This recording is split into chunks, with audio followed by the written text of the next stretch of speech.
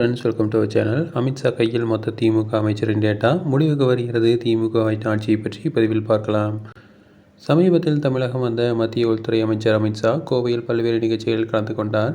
இந்த நிலையில் அமித்ஷா தமிழகம் வந்ததின் பின்னணியில் உள்ள அரசியல் காரணம் என்ன என்கிற தகவலும் வெளியாகியுள்ளது. குறிப்பாக தமிழகம் வந்த அமித்ஷா ஊழலின் மாஸ்டர் டிகிரி பெற்றவர்கள் தான் திமுக என பேசியதின் அமித்ஷாவின் உள்நோக்கம் என்ன என்கிற தகவல் வெளியாகியுள்ளது.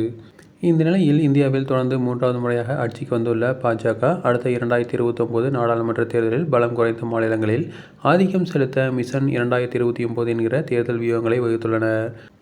முக்கியமாக தென் மாநிலங்களில் உள்ள தமிழ்நாடு, புதுச்சேரி, கேரளா, ஆந்திரா, தெலுங்கானா, கர்நாடகா போன்ற தென் மாநிலத்தின் உள்ள சுமார் 130 நாடாளுமன்ற தொகுதிகளில் குறைந்தது 100 தொகுதிகளை பாஜக வரும் 2029 நாடாளுமன்ற தேர்தலில் வென்றியெடுக்க வேண்டும் என்பதற்காக மிஷன் 2029க்கான தேர்தல் வியூகங்களை அமித்ஷாவின் குழு வடிவமைத்துள்ளதாக தகவல் வெளியாகியுள்ளது.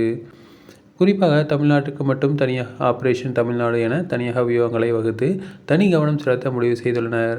அமித்ஷா மேலும் தமிழ்நாட்டுக்கான வியூகங்களை எப்படி செயல்படுத்த வேண்டும் என அண்ணாமலை, அமித்ஷா இடையில் சமீபத்தில் அமித்ஷா தமிழகம் வந்தபோது கலந்து ஆலோசிக்கப்பட்டதாக பாஜக வட்டாரங்கள் தெரிவிக்கின்றன. அதில் ஆளும் அரசுக்கு எதிராக தொடர்ந்து மக்கள் மத்தியில் பிரச்சாரம் செய்து கொண்டே இருக்க வேண்டும். ஆளும் அரசு செய்யும் தவறை மக்கள் மத்தியில் வெளிச்சம் போட்டு காட்டுவதன் மூலம் ஆளும் அரசின் மீது மக்களுக்கு கோபம் ஏற்படும். அதே நேரத்தில் தொடர்ந்து தமிழகத்தில் பாஜக பேசும் பொருளாக இருந்து கொண்டே இருக்க வேண்டும். அதற்கு ஆளும் திமுக அரசுக்கு எதிராக தற்பொழுதுள்ள போன்று கடுமையாக அரசியலை முன்னெடுக்கும் போது ஆளும் திமுக அரசின் மீது கோபத்தில் உள்ள மக்கள் திமுகவுக்கு மாற்று பாஜக தான் என்கின்ற மனநிலைக்கு வந்து விடுவார்கள்.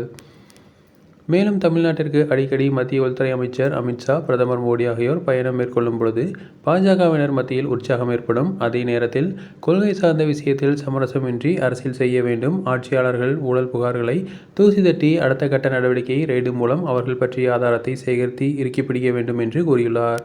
அப்படி ஆட்சியில் இருக்கும் திமுக முக்கிய புள்ளிகள் அமைச்சர்களின் ஊழல் புகார்களுக்கு எதிராக தேடி சிக்க வைக்க வேண்டாம். ஏற்கனவே அவர்கள் மீது உள்ள புகார்களை தூசி தட்டினால் போதும். ஆளும் திமுகவினரை ஊழல் வழக்கில் சிக்க வைத்த பின்பு அவர்கள் வழக்கை நோக்கி தான் ஓடுவார்கள். தேர்தல் பணியில் அவர்களால் கவனம் செலுத்த இயலாது என பல வியூகங்கள் பற்றி பாஜக தலைவர் அண்ணாமலையுடன் கலந்து ஆலோசித்தார் அமித்ஷா.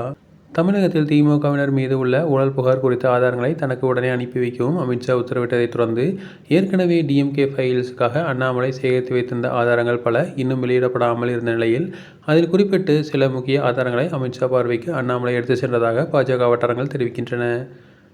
அந்த வகையில் 2021 சட்டசபை தேர்தலுக்கு முன்பே பல திமுக அமைச்சர்கள் அமித்ஷா ஆபரேஷன் மூலம் சிக்கி திமுக ஆட்சியை முடிவுக்கு கொண்டு வருவதற்கு காரணமாக இருப்பார்கள் என அரசியல் வட்டாரங்கள் கூறுகின்றனர். தொடர்ந்து இதுபோன்ற செய்திகளுக்கு எங்கள் சேனலை சப்ஸ்கிரைப் செய்வோம்.